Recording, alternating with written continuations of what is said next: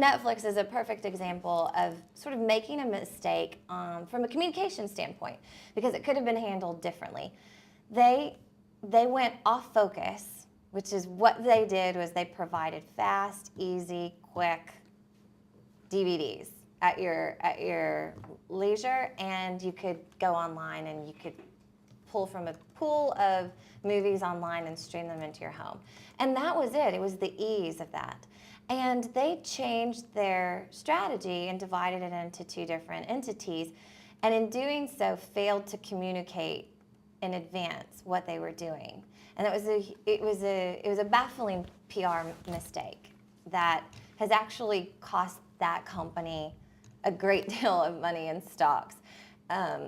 Things like that, I've seen politicians make enormous mistakes with public relations, and I always blame staff. I'm like, I don't know how somebody didn't stop them from doing X, Y, Z. So even in the case of a mistake or a crisis, how messages are managed is critical to the survival of anything, a political career or a business or a mission.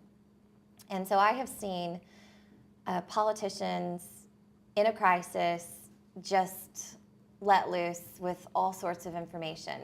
It lacks focus. It